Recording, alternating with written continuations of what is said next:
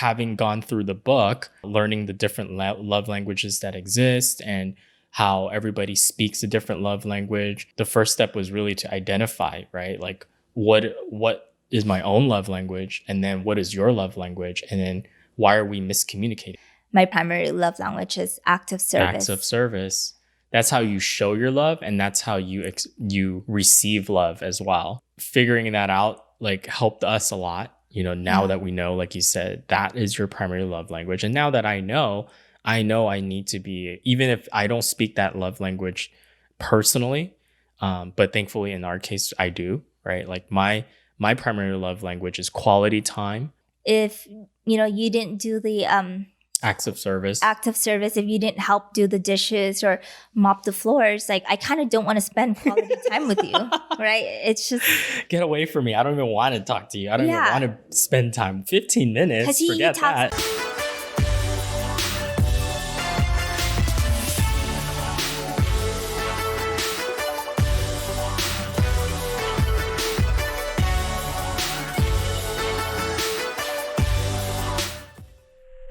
Hi, welcome to the Magnetic Mismatch Show. This is Linda. This is Will. Sorry, guys. I'm still drinking my iced Americano here. Trying to cool off because I had a really spicy lunch. My tongue is still on fire. My whole mouth is on fire. Yeah, but it's just an excuse for Will to have another coffee. Yeah, He's a caffeine addict. If you've been listening to us for a little while, you probably know that we really enjoy our coffee. We do. We could stop anytime we want, by the way, but we choose not to. This is actually decaf. Yeah. And I heard coffee's good for you, so in moderation. But so we had a great lunch, and I'm just trying to cool off. But yes, welcome back. Thank you so much for listening to our show. If you've been a longtime listener, and we're getting close here to what is this in our 40th episode? Pretty close, if not there yet. Something like that. Yeah, very cool. So we have a really fun topic though today. Very excited to talk about. It's something I've been wanting to talk about for a little while now, but somebody has been lagging on catching up. I had other books I wanted to read before. Yeah. So basically, today's topic is what's your love language? And we're going to reference a book called The 5 Love Languages by Gary Chapman. Mm-hmm. And the reason I actually started, or how we stumbled on this book, was because we were having some arguments and some issues, some tension in our marriage. Some marital issues. And we're only in marriage year 2. Well, a little bit over 2, working on our 3rd, right? Yeah. And it kind of was getting to a point where I was like, if things continue down this path and we're not resolving some of the underlying issues, right? We're not fixing some of the things that are broken, mm-hmm. right, within our marriage, then it's going to get bigger and bigger as an issue, right? As a problem. Yeah. And it could lead somewhere where we don't want it to lead. You know, so I did some researching. Good old Google, went on there, did a search for how to be a better communicator or better communication in marriage or whatever. And what I stumbled across was just a bunch of recommendations. You know how people put together those must read lists? Yeah. And so at least with this specific search, I found that consistently across the board, everybody was recommending this book called The 5 Love Languages. Mm-hmm. So I decided to order it. Got it on Amazon, and as soon as I got the book, I finished it within the day. Within a couple of hours. Well, actually not a couple of hours. No, like a day. Like a day, yeah. It's an easy read, but it's so time. Good. Yeah. But do you remember when I got the book, what happened? Yeah, you were interrupting me all the time, all day. And reading like you're an Audible or something. Yeah. I kept coming out hey, hold on to whatever you're doing. Hang on to it. Let me just read you a passage. Let me just read you 2 pages. This is so good. This is us, right? Uh-huh. And I was super excited about it. So we're going to get into that with you guys. But before we do that, about the concepts and what the actual love languages are, we wanted to give you guys a little bit more background on, our situation and how this kind of relates to the book.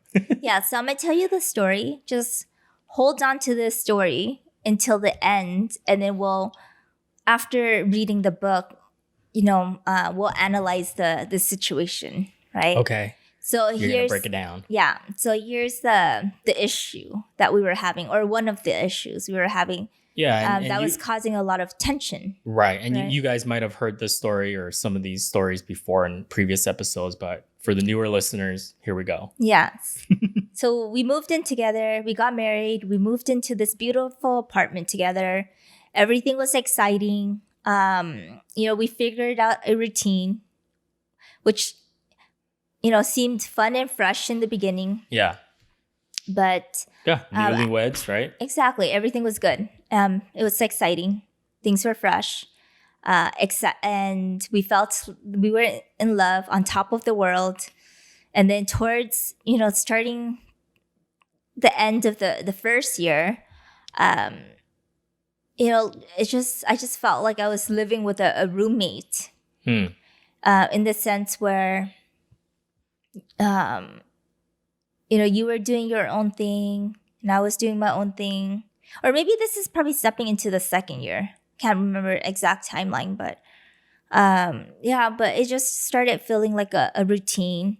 And then I was growing more and more frustrated with you because, I just felt like you weren't helping enough with the household chores, Hmm. right? And I just felt like I didn't feel like you loved or cared enough to, get off your hiney to stop playing games and help me out. Hmm. So, we had a lot of arguments over that. Yeah, and to kind of defend myself a little bit, I did mention that um, with what from my perspective, you know, like I felt like I was pulling my weight, within the household, and you have to keep in mind that before we moved in together, before we got married, like this was the first time that I was really living with somebody else other than college, right? And college was like other guys. Yeah. So it's different, and you're like, in your own doing your own thing. So it took some time to get adjusted, and I never was as I didn't think about like having to be as considerate within the relationship, right? I don't Yeah. know if that sounds bad, Yeah. but like No, but I think to you it's more like it's cleaning is not like as big of a deal to priority you for or me. priority.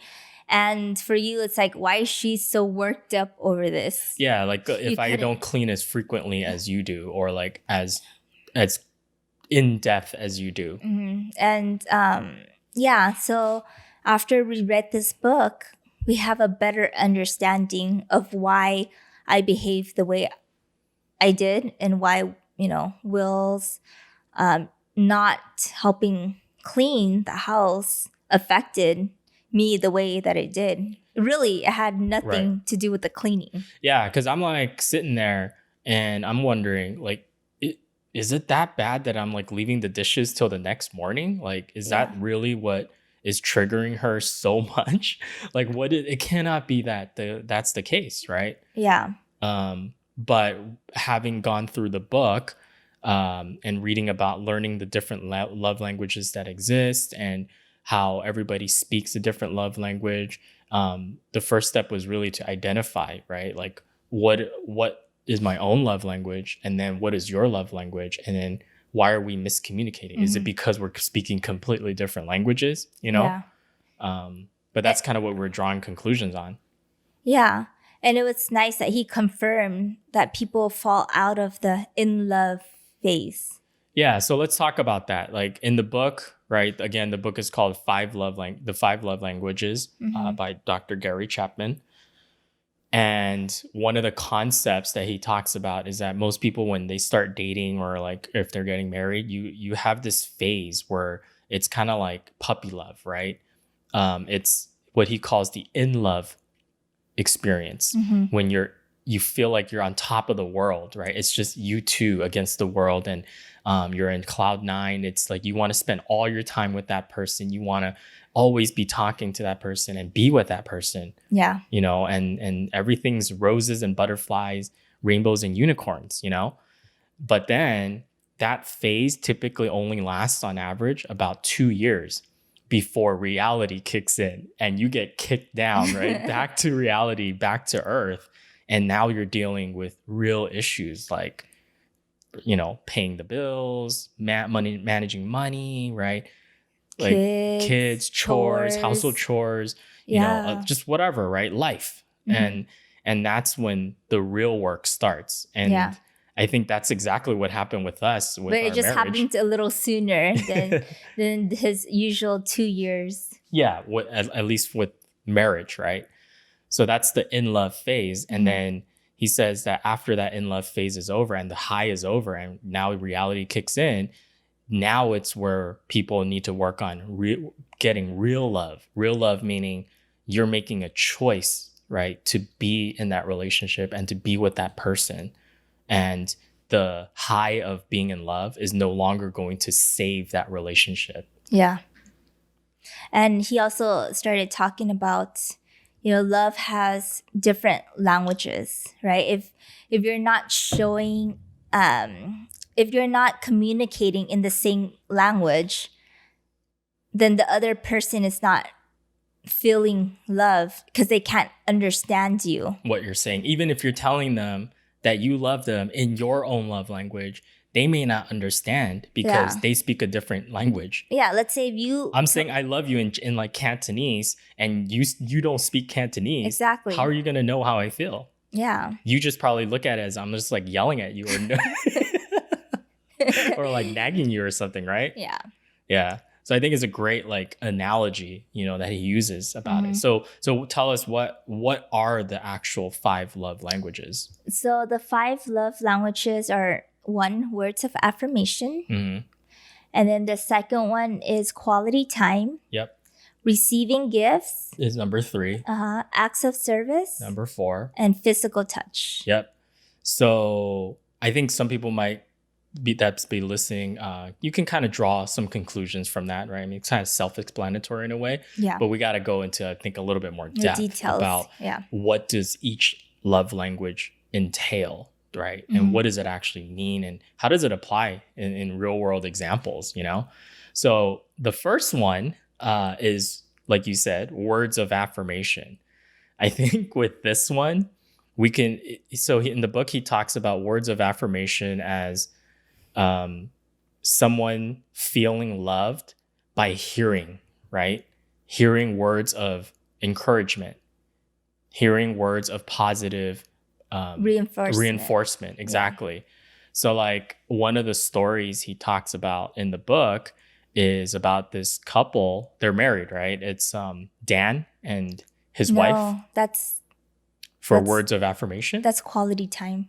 No, Dan and Oh, that's right. You're right. Yeah, Dan and his wife. Yeah, Dan and his wife. See, I pay attention in the book. I took notes. Well, because the thing is that it's confusing because there's a lot of different examples. Yeah, there's a lot of examples, and Dan and his wife. He never mentioned the wife's name. We'll just call her Linda in this example.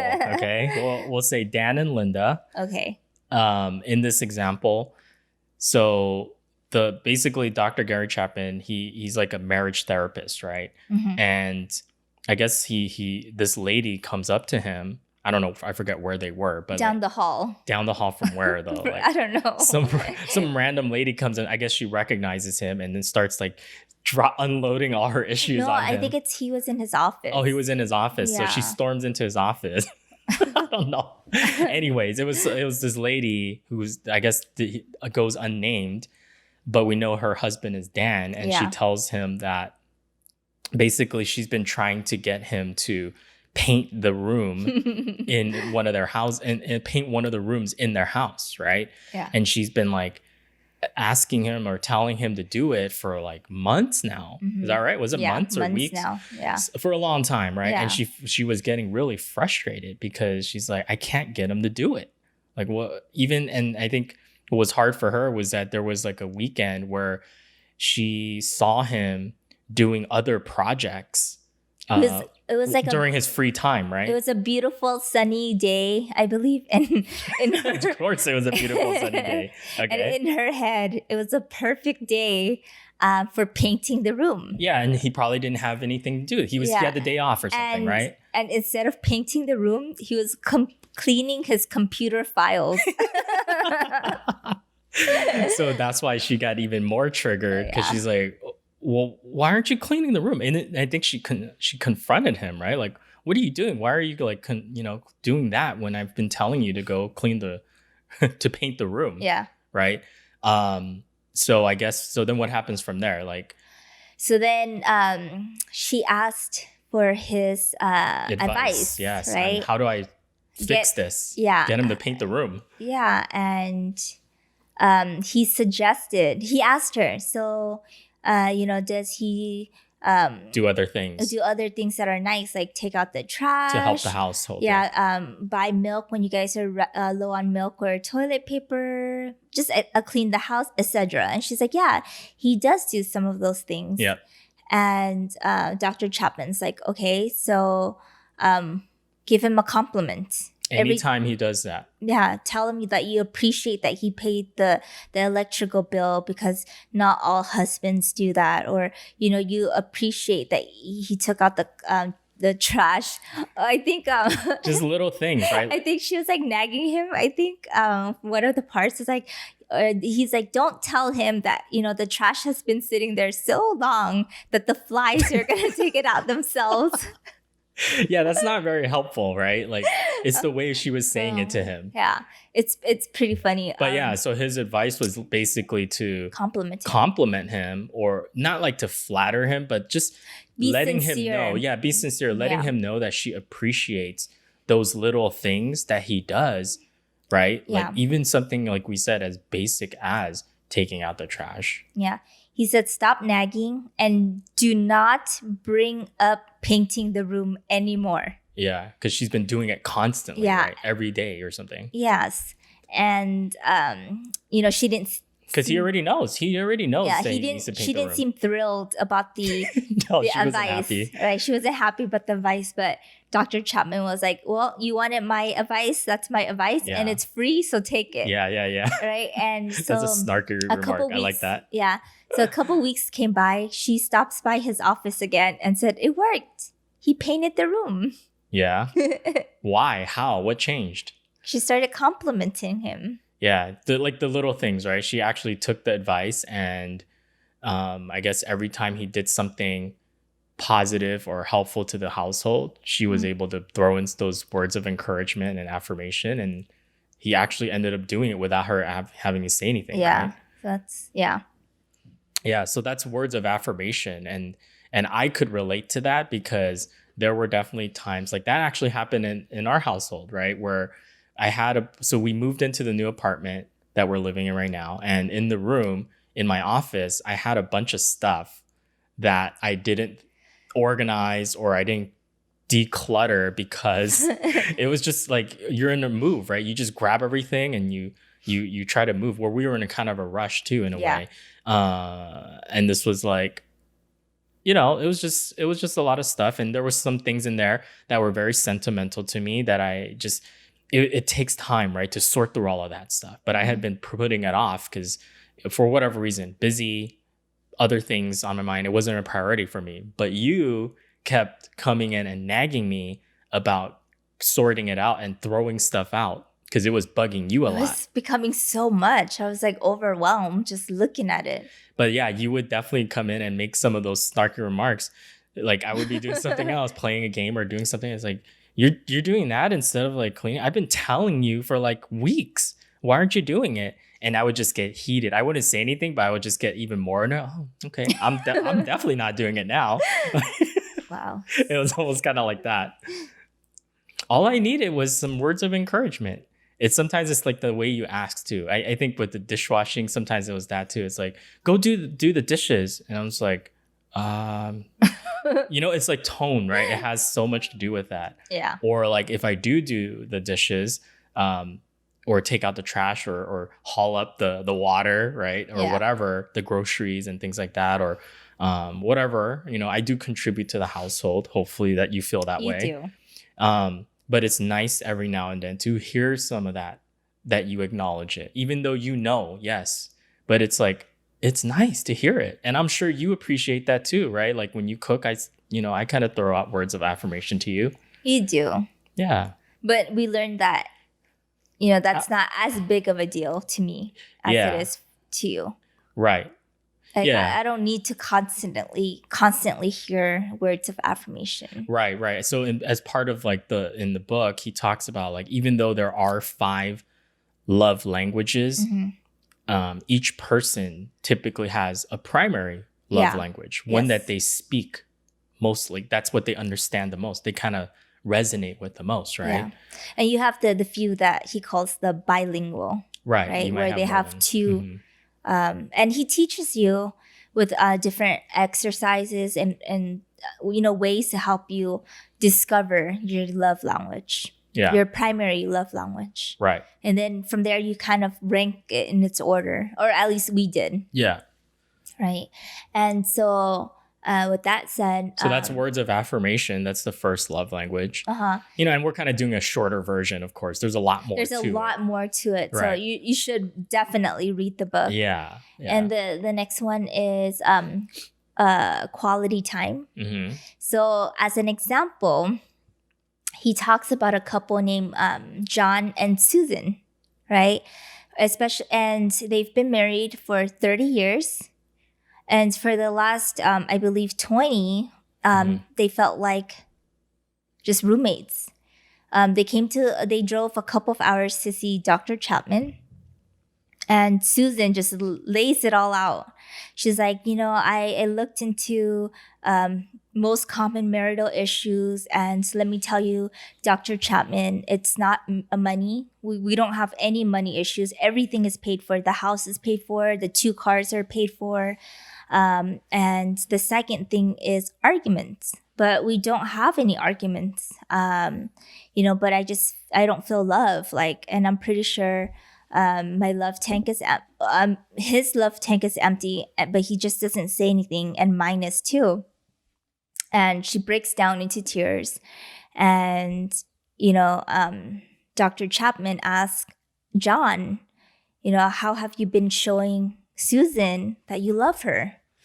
And he starts listing out this list, Well, like because he's confused. He's like, I don't understand why she's she saying she feels doesn't that feel way. loved. Yeah, she's like, She's been telling me the same thing to me that yeah, she's telling you right now, like that she yeah. doesn't feel loved. I'm like, And how? and he looks frustrated Yeah. because he's like, especially over the last 2 to 3 years, she's been voicing it more often. Yeah. And and so Dr. Chapman's like, okay, so tell me, how have you been showing your love? He's like, well, I do the laundry, I fold the clothes, I make her dinner 4 out of 5 nights, and the other 4 out of 7 nights, because the other 3 we go out to eat. So basically, at the end of this list, Dr. Chapman's like, well, what does Susan do if he's doing all of this? Just chilling. Yeah, right? Like he mows the lawn, he does like everything. So that's why he's like frustrated. He doesn't get it. And so he asked each one of them, Susan, why do you feel like you're not loved? And she said, well, he doesn't talk to me, right? And so he's like, okay, so what do you mean by talk to you? Yeah, and talk to you. And she was like, well, he's always busy doing something, right? And he doesn't give me, like, we don't spend time together to talk to each other like we were when we were first dating. And then John was like, oh, I never really understood what she meant by talking, because I thought we were talking. I thought that by me asking how did you sleep well was talking. But he was like, well, if it makes you feel loved, if I give you 15 minutes of undivided attention every night, and if that makes you feel love, then I'll do that for the rest of my life. And then Dr. Chapman asked John, so John, what's your perfect woman like, right? Like what's and so he like crosses his arm and he starts smiling, and he was like, well, I would like Because he's been thinking about it. yeah. He was like, well, I would like to come home to a home cooked meal, right? And for Susan to do the dishes while I mow the lawn. He's like, yeah, I'll help her from time to time, but I would like her to um like you know that to be her primary like role Yeah. and sew his buttons when they fell off. And Susan was like, well, if that makes you feel loved, of course I would make dinner for you. But I just thought that you liked cooking. And he was like, well, I don't mind cooking, but, he's asking me what's my ideal like. And she said, well, if that's the case, then yeah, I don't mind cooking. But you know what? We just need to have dinner later in the night because we'll just have dinner later because I come home from work later than you do. Hmm. And she's like, and I would love to sew the button, but you never leave it long enough for me to get to it. And so Susan started doing the cooking and dishes, and he started spending the 15 minutes of quality time with her. And they came back a couple months later, I believe, and they went on a second honeymoon to the Bahamas, and they're like, their marriage has been revived. Right. And this was like prior to meeting with the Dr. Chapman, they had been married for 30 years like that. Yeah, Right. So they were unhappy for like for, 20. Is that? I think that's what they said. yeah, for a good portion of that 30 years. Yeah. And it's kind of cool to hear that, right? Like Mhm. that it can still be, a marriage can go that long. And it doesn't matter how long it's been, it can be fixed, right? Yeah. If both of them are willing to work and want to fix it, right? Yeah, like he mentions over and over in the book that marriage and love is a choice. It's a choice that we make. Yeah, Every and day, actually.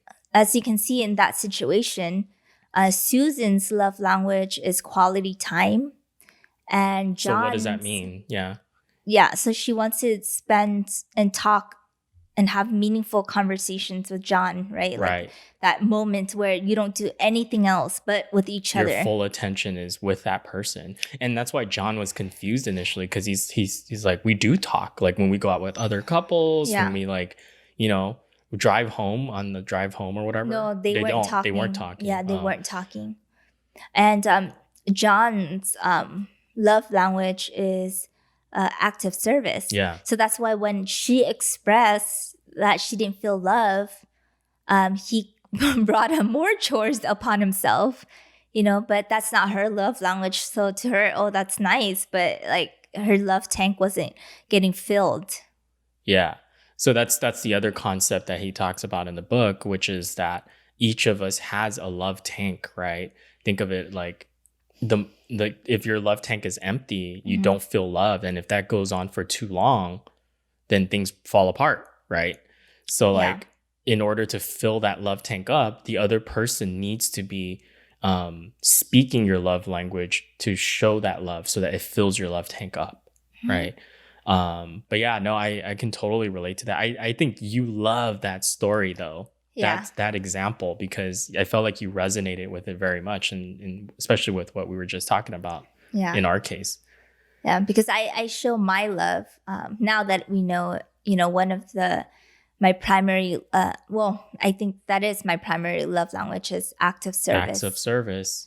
That's how you show your love, and that's how you receive love as well. Yeah. So that's where like when I wasn't holding my end of the bargain or helping out around the house with household chores, that it was basically subconsciously telling you that I don't love you, right? Or at least that's how you interpret it as, right? Even though that wasn't what I was trying to do. Yeah. Yeah, but that was an interesting story there. But yeah, so figuring that out like helped us a lot. Now that we know, like you said, that is your primary love language. And now that I know I need to be, even if I don't speak that love language personally, but thankfully in our case I do, right? Like my primary love language is quality time, and then I would say secondary is acts of service. So I'm bilingual in that sense. I don't think you're bilingual. Oh, bilingual no? means that it's equal. You don't think it's equal? You I don't it's think more? it's equal because for you, if We're still trying to figure it out. Like it's kind of hard. we like, when you debate guys, about it. Yeah, but, we do. It's like but sometimes I'm this, sometimes I'm that. And I'm like, yeah, but for you, I feel like if I didn't cook or clean, Uh-huh. right? You would still want to spend the quality time with me, You're right. You're right. Yeah. right? And versus me, That's still the dominant one. You're right. yeah, so that's your primary. But for me, if you didn't do the Acts of service. act of service, if you didn't help do the dishes or mop the floors, like I kind of don't want to spend quality time with you, right? It's just, Get away from me. I don't even want to talk to you. I don't even yeah, want to spend time. 15 because minutes. he Forget talks that. he talks about it too, like you know, the clues. What does your spouse do to show you love, right? It kind of gives you hints on what their primary love language is, or what do Right. they complain about. What do Ah. they complain about the most? And that if you listen carefully, then you you could maybe rule out what their love language. So how did you come about the conclusion that mine was quality time?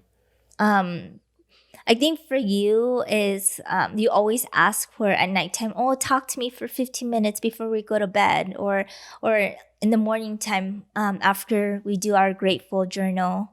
I It's love chit-chatting. yeah, Yeah. you want to chit chat for a little longer before we start our day, Yeah. or um, Like this podcast. Like for me, you're right. I when I think about it now, it's kind of like, why do I love doing podcasts so much? Or why did I want to? Why did I gravitate towards it? And it's because we get to share this time every week to record and just have a dialogue and connect, right, on a deeper level, connect with our audience, right?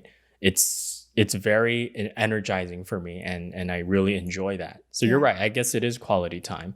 And what I've noticed now, thinking even further, it's like whenever I hang out with friends, yes, I enjoy, large groups from time to time, but really my favorite is always just one-on-one, you or a know, small group. or a small group, Yeah. right? Like, but one-on-one is my like personal favorite. Like if I could spend with individual people, that's the best. But if even in a smaller group, like less than 5 people, that's always nice. Yeah. But like one-on-one is definitely the place for me. And like I was telling you, I think kind of like dissecting this a little bit further, it's like I do really don't mind whatever it is we're doing. It could be nothing, right? We could be just sitting on a couch, sipping on coffee and having a conversation. Like that is the most important part for me. So you're right. It is quality time. Mm-hmm. Doesn't matter what we're doing. It's just as long as we're doing that together, that's what I care about. Yeah. Ah, yeah. Okay, and Yeah. the next love language he spoke about is receiving gifts. I think this is where you were speaking the wrong love language to me. That In the you beginning in of our the relationship. yeah, and you were buying me gifts and flowers and I thought that's, like I would think most guys, like that's what they assume, yeah. like especially because that's how they always portray it, right? Like Mhm. in the movies or whatever, in society, it's like you express your love through giving somebody a gift to show them, hey, I care about you. Yeah. So I did buy you gifts and stuff like that. And in then the you would beginning. make fun of me because I would just let the flowers like sit there and Whittle die. and And die. yeah, and And then I stopped giving you flowers. yeah. See, it's your own fault. Don't blame me. Well, I don't really care for I don't. You the don't. flowers. I mean, it was nice, but I would much prefer you doing something other than buying me a gift. Like, I would rather have you, I don't know, go wash my car than a You see gift. this, guys? Like, yeah, or come to your house and help you build your furniture or clean up See, your that's place because I thought you got robbed. Like, somebody broke into your house. or burn my house down while you play fantasy football and making me Yes. a steak. Yes.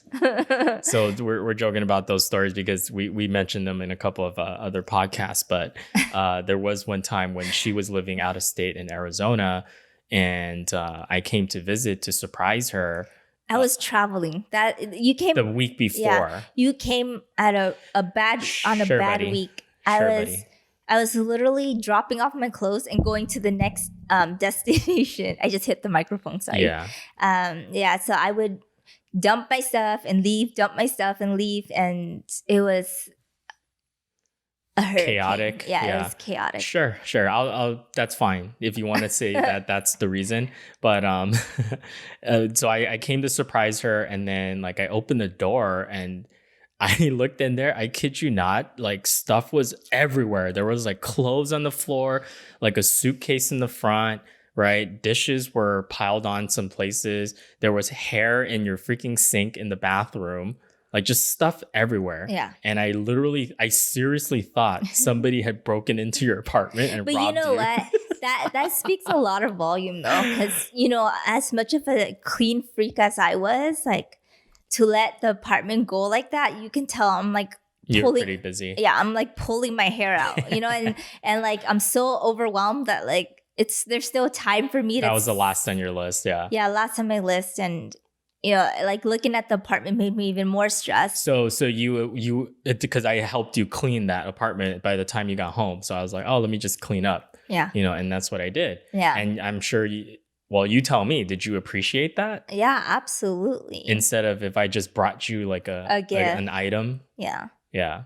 And same thing, even though I almost burned down your kitchen that same night because I was trying to cook. Nice. Yeah, I was trying to cook you a dinner and I almost burned the steak and burned your whole place down. You still appreciated that. Exactly. Because you knew where I was coming from, right? Yeah. But he talked about it too. Like a gift doesn't have to be expensive. Right. Right. That's true.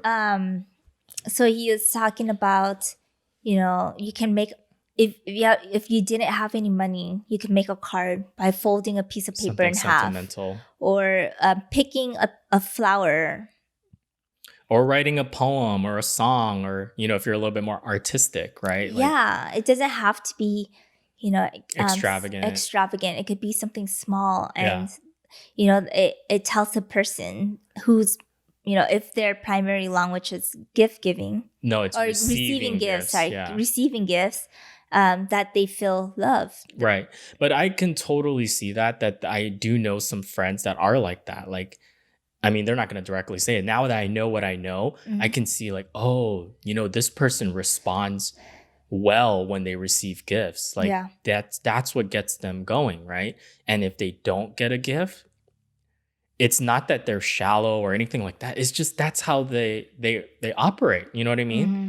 That's just their love language. Yeah. So I can't judge them for like wanting a gift. And like you said, it doesn't have to be extravagant. And what I've noticed is, it doesn't have to be extravagant. Just the very fact that you got them something, it means a lot to them. That it means like you thought about that person, right? Mm-hmm. And they're super happy about it. So I could tell like, that person's love language is receiving gifts. Yeah. So even if I'm not that way, like that's the lowest on my list of languages. And even if I don't speak it, but I care about the person and I know that's their love language, I'm gonna put more effort into making sure that I do that for them. Yeah. Right. To show them that I love them. Yeah.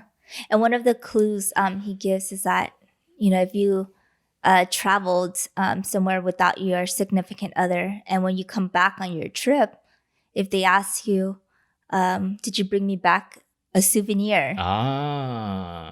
Or if it's like Christmas or Thanksgiving or whatever holiday you celebrate, and if you don't give them a gift and they look devastated, right? They're crushed. Yeah. I guess I could see that, right? Like if that's your primary love language and somebody didn't provide that for you, it's hurtful. Yeah, I can see it being very hurtful. It's, again, even if they don't know that, hey, that's my love language, subconsciously, that is the conclusion they're coming to, is that your actions are telling me you don't love me. Yeah. Or like the traveling. It's like, oh, you didn't buy me a gift because you didn't think about me. Right.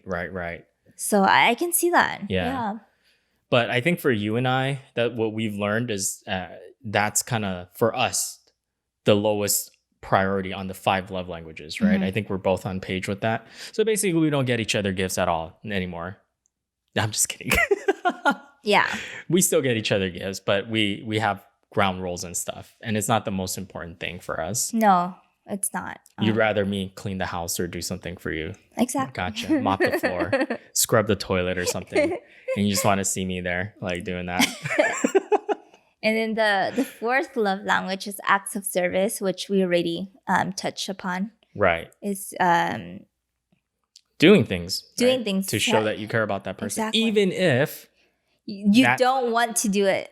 So for example, for Will, it's doing dishes, right? You don't want to do the dishes, but you'll do it. If I had my choice, I would not do dishes.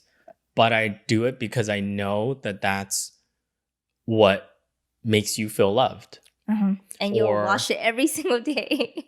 yes, I Yes. will. I'm making the choice to do those acts of service Yeah. because I want you to know that I care about you. I'm making the choice to take out the trash and do some of the things around the house as much as I don't want to like scrub the floors with you, right? To share equally in some of those things. I do it because I choose to do it because I want to make you happy, Yeah. right? And that's the other concept, right? Is we do those things for the other person, not because it's for selfish reason. Yeah. So you're doing all of this stuff, even if you don't want to, because he reminds you that it's a choice. Love is a choice, and that you're doing it, whatever you're doing, it's for the well-being of the one you love, not for yourself. Yes, that's Right. it. And in his example, he mentions that he hates to vacuum. Right? I'm right there with you, Dr. Chapman. Dr. Chapman hates to vacuum. Because I guess when he was younger, his mom would always make him vacuum, and he kind of swore that he would never vacuum. I'll never vacuum again. Yeah, he's like, I'll find a wife that will do that for I me. would love to do that. Yeah, right. And so he's like, you can't pay me enough to vacuum. And he marries someone whose primary love language is acts of service. Yep. And he's like, I will vacuum every day. like frequently. Yeah. Because of love. I will only do it for love. That's exactly right. Yeah. Yeah. He's like, you can't pay me, but I'll do it for love. But that's the thing, right? It's he chooses to do that. And the reality is some people choose, not to. And that's when, breakups happen, divorces happen, and it is what it is, right? So it is a choice for sure. Yeah. And then the last one on the list is physical touch. And he's like, a lot of people, they tell him, but Dr. Chapman. Guys, especially. Yeah, it's so weird because that's not what I did, growing up. And his response is, you have 2 arms, don't you? Clasp it together and give your wife or significant other a hug. Yeah. And if you do it enough time, it'll be less awkward. Yeah. And he's like, it could just start with, like a loving touch on the shoulder or, on the waist or, a hug. Well, and it doesn't just stop at like a romantic relationship either, with all these love languages. But I think in this example, especially like physical touch, like for me, I didn't grow up in a household where we hugged. Like, at least we did not do that. Like when we were kids, my parents would never hug us. Does that sound bad? That sounds horrible, huh? No, but that just wasn't the way my parents expressed their love to us. They never hugged us. They never really said like, I love you, right? To the kids. And I come, immigrant parents, okay, guys, just for newer listeners that don't know, that's not how they operate, right? But that doesn't mean that they don't love me. Definitely doesn't.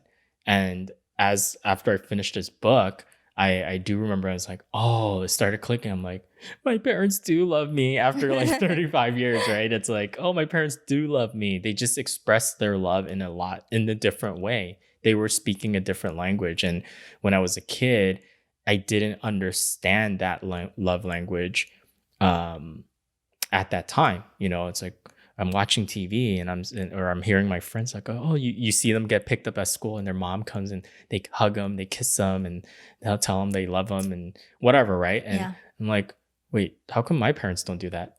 We don't do that in our family at all. Yeah. Like, do they not love me, right?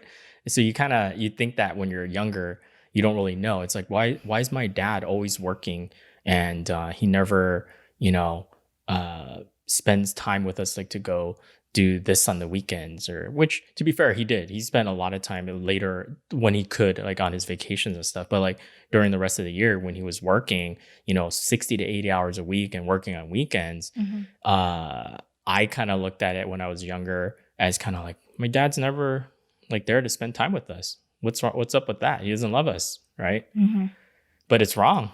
I think for you, you felt that way because your primary love language is quality Quality time. time. And the Yeah. fact that he didn't give you the quality time you needed, hmm um, made you As feel. much as I want it, right? Yeah. Not that he didn't spend any quality time. Like we did a lot of things, to be fair. Like he Yeah. took us to a lot of places. And whenever he had the opportunity to, when he had free time, he would take us out, which was amazing. Yeah. But when you're a kid, you just don't know, right? You don't Yeah. know that the reason he's working so hard and he's willing to work on weekends and do overtime and to do two jobs, right? Work two jobs at once is because he does love us. Because if he didn't love us, he wouldn't be doing all that. Why go through all that pain, right? Yeah. But you're like, you're like 10 years old or whatever. You don't understand that. Yeah. I mean, I think for me, I got lucky because, both of my parents, I think their primary love language, I'm pretty sure it's acts of service. hmm Like they do stuff for us to show us that, we're loved. Like my dad always made sure that there's dinner ready Yeah. every day for us, right? And then my mom would always make sure that the house was clean for us, and she would help me with my homework and Yeah. just things like that. And so I always felt love growing up, but now after going through all of this, like quality time is my second, right? It's pretty high up there. But yes, my mom worked a lot, so I didn't feel like I got to spend enough time with her, because at one point she was working two jobs as well, Yeah. and it made me almost, I felt a little bit angry, and I angry at her. But then it's like, wait, but then I get confused because I'm like, oh, she does so many nice things for me, and I felt loved, but then I also felt angered at the Right. same time. It was like weird. No, I totally get that. That's why, like, when I was talking about my story, it's the same feeling. Yeah. I knew that I was loved, but there were definitely moments where it was very confusing, conflicting almost, right? Yeah. Yeah. Yeah. So, but then for me, I think my saving grace is that it's, the act of service Filled up your love tank. was it's greater than the quality time. I see. So quality time was, sprinkled in, right, when she can. Ah, gotcha. When she can, but still, like when there were times when it's like busy seasons, whatever, and that quality time was, less. That's when I got like something triggered. Yeah, right? yeah. You felt like your tank was a little bit emptier. Yeah, it's not as full. Right. But then it was still full. I still felt loved. Half full. Yeah. Yeah. Same here. Yeah. Yeah. And coming back to like the physical touch thing, I think for me, it's probably, if I had to rank it, for me, number one is quality time, right? As my primary love language. Number two is acts of service. Number three, I think it's words of affirmation. And then number four is going to be physical touch. And then fifth is receiving gifts. So physical touch being number four, it's still really important to me. It's important, but if I don't know, it's kind of a tricky one, like I try to think about like in every like relationship or dating and stuff like that, I do enjoy physical touch, right? Like being there. I think you enjoy it, right? But that's the point is, if let's do you feel unloved if you don't have it? But the point he also made is, if I took away your first love language, which is Quality time. If I took that away, do you still want to hug me? That's true. Like, you wouldn't feel that connection. Yeah, right. You're right. And when he was talking about it in the book, he said that with physical touch, usually the guys is like, yeah, we have sex, right? Or that's physical touch. That's most important to me. It's just they equate physical touch as just sex, which when he was talking about it, it's not necessarily true, right? Because he did give an example. Yeah. The guy was like, that's my number one. Like that's it. Immediately. What's your love language? Physical touch. Oh, period. Physical touch. Yeah. Period. Like, but then he was digging a little deeper, right? And it turns out his primary love language is words of affirmation. Do you So remember the story though? Like I don't what? remember Oh, exactly like, the details, but it's in the book. So yeah. he's like, I don't remember exactly what it is, but yeah, it turns out that his primary love language is words of affirmation. And he asked him, Dr. Chapman asked the guy, okay, if your significant other stopped giving you words of affirmation, will you still want to have sex with her? Yeah. And he goes, no. So he goes, okay, there you go. That's a driving That's force. Yeah. not your Primary love language. right? Words of affirmation is not physical touch. Yeah. I see. Yeah, that's true. Yeah, so it can get you can kind of see that it gets a little blurry, It gets blurry. and you really have to spend some time to try to figure it out. I mean, some people know like very quickly, like, oh, that's me, or you can identify it. Like, but for us, we kind of had to do a little like deeper questions and ask and do some of the exercises in the book, right? Yeah. Because for the first couple of weeks after reading the book, I thought my primary love language was quality time. But then after I kept thinking about it, I'm like, do I want to spend time with Will if he doesn't help me do the dishes? Probably not. So, yeah, interesting. Yeah. I like how you came to that conclusion. But yeah, I think it's such an interesting topic, and we're only scratching the surface. There's so much like good content in that book, and so many like more examples, and just like yeah, because we're complex creatures, right? Humans. Yeah, absolutely. And it's not just black or white. Yeah, and he also has different books for dating. 5, I think, love languages for dating and for kids as well. So it goes beyond just a relationship. A romantic relationship, you mean? Yeah. Yeah.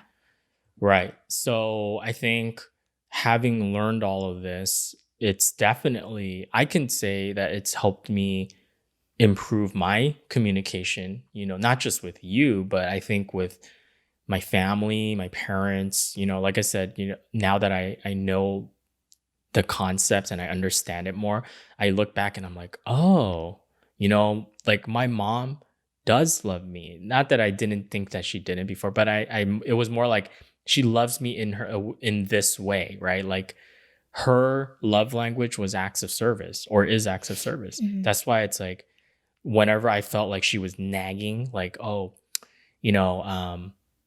I made you some food, I made you some soup, come pick it up, right? It wasn't like a hassle. It's supposed to be like meant to be as a hassle, right?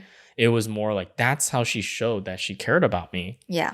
Her way was doing stuff like cooking food for us, or she'll call, right? We talk about her calling and to check in, so part of that is also like her giving us I guess time, right? Would you say that's kind of like an act of service?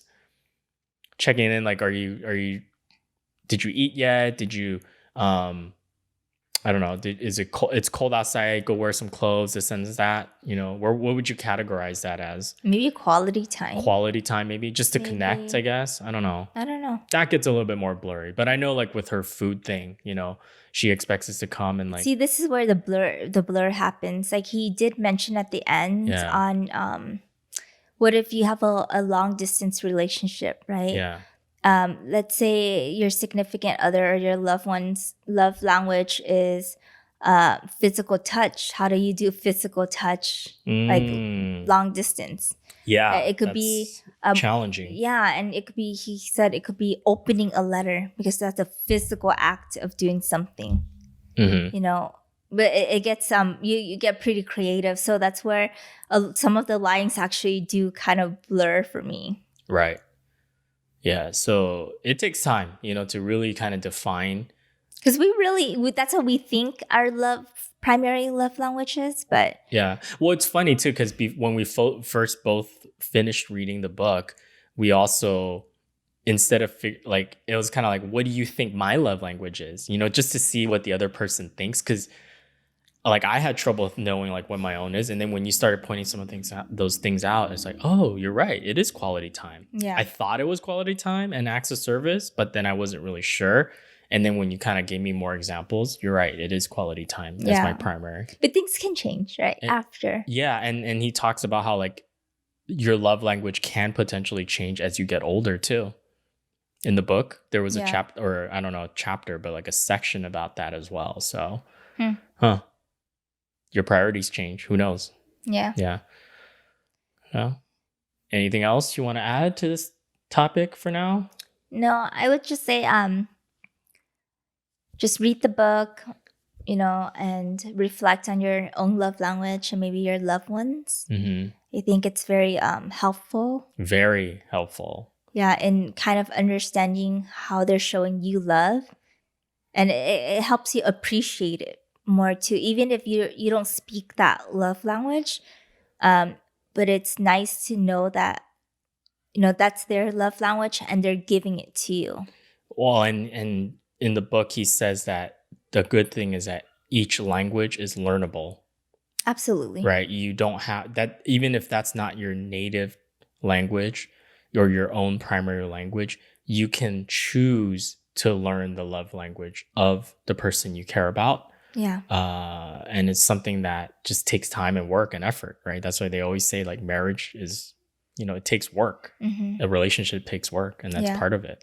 Yeah. But you And get to choose to do that or not. yeah. And he said also to be patient, right? If your significant other Yes. or a spouse is not responding to your love language, it could mean that either they're kind of, maybe it's been the tension has been going on so long that they think, wait, are you manipulating the situation? Or, they get a little bit fishy about it or Uneasy. Yeah. uneasy. It could take time for them to understand that or recognize that you're in it for the long haul, that you're not doing it just for um to get something. Right.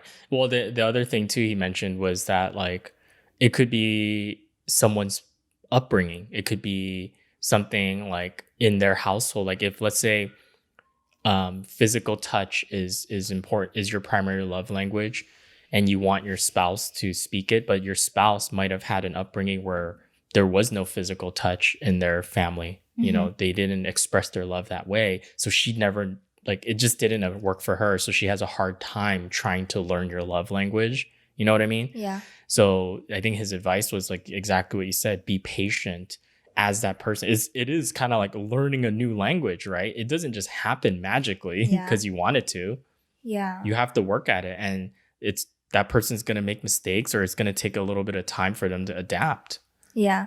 And also he did mention that if your significant other is not responding to the love language, it could mean that you picked the wrong It one. might not be the one that you think. Yeah. It's not the one that you think. So he recommends kind of pick a love language you think your significant other speaks, and kind of keep doing it, and then write down to see what kind of changes. What's the response? Yeah, their response Yeah. is, or ask them. Yeah. I like that because after every chapter in the book, he also has like little action steps, basically. Like it's your turn, and then you can do whatever question he poses, like with the couple, so you can try it out. And then I think he has a bunch of other activities and quizzes and all that stuff to kind of help you figure out what your love language is. Yeah, and it's nice because he also gives a lot of real life examples. So it makes you feel like, oh, wow, you're not alone in this. We're not the only crazy ones who are dealing with these kind of issues. Yeah, it's like universal. Yeah. Yeah. So highly recommend the book. There's no affiliations or anything like that. We just thought it was very helpful for our relationship, and we're still learning. We're still trying to kind of hone in, right? Of course, on our own love languages and being better communicators. But maybe this can help you guys. If you haven't read the book, like we said, we highly recommend it. Check it out, and I think it's going to help you a lot. Yeah, let us know if you do read the book. And what's your love language? Yeah. Okay. So we'll wrap things up, and just if you enjoyed this episode, make sure to go ahead and, as always, give us a 5-star rating and review if you can on Apple Podcast. We're on all the audio platforms from Stitcher to Google Podcasts to Amazon Music, so on and so forth. And you can also follow us on our Instagram at Magnetic Mismatch. We also have our YouTube channel where we put up the videos of us recording like this and Yes. talking. So you get to see, put a, I guess, a face to the name and the voice. Yep. Yeah. And make sure you tune in every Thursday. That's when we release our new episode. And also to make sure to share our content with your family and friends. Yeah. Great. Until next time, Yeah. Thanks for bye. listening. Thank you. Bye. Bye.